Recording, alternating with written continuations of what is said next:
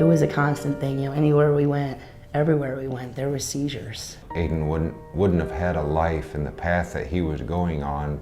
He probably wouldn't be here today. His movements as an infant weren't just normal, typical behaviors. The left arm didn't flail when he would get upset and cry. It would just come to his chest.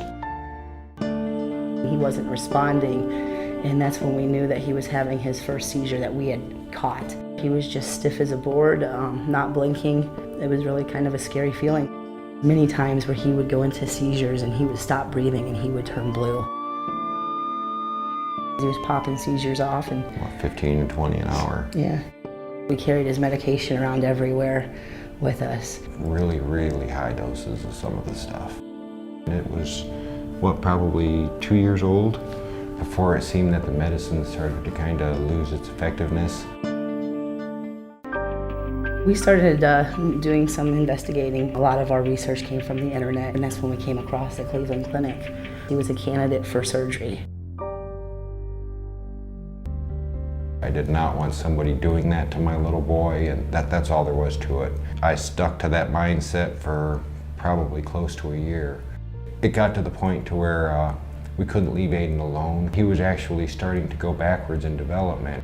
Things that he had learned, he was unlearning. We could see our son going backwards in front of our eyes, and at that point we called Dr. Gupta and we're like, look, he's getting worse. We'd like to talk about the surgery.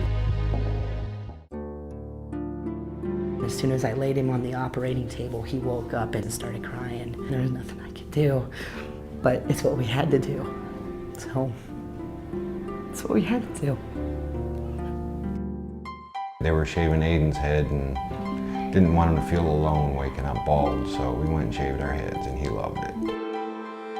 We were scared when we saw all the machines and the tubes, and all that was really, really intimidating. He opened his left hand and he grabbed something, and he asked for his dad. He grabbed my hand with his left hand. Up until that point, he's never opened his left hand in his life. It was... Yeah, when he reached out and grabbed his dad's hand with the left hand, we knew we'd done the right thing. We knew that he was gonna be okay.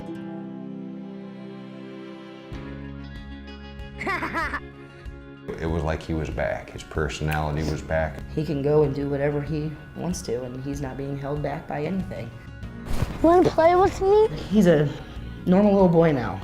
I just came to terms that the only hug I'd get from him was his right arm wrapping around me. Now I get two-handed hugs from him every day. Tried to decide to go through the surgery. It's not easy. I feel better. But through that surgery, we gave our son his life. There's no more seizures. He's got that independence now. I do good. You're doing very well. If the doctors out here tell you that they think the surgery can help your child in any way, they know what they're talking about. And it's the best thing you can do for your child is to listen to these people out here, because they don't just know, they care. Before coming here with Aidan, it was bleak for us. Getting my son back, it changed the world. It changed our world. Yeah, it did. So. Aidan has been seizure-free since October 19, 2006.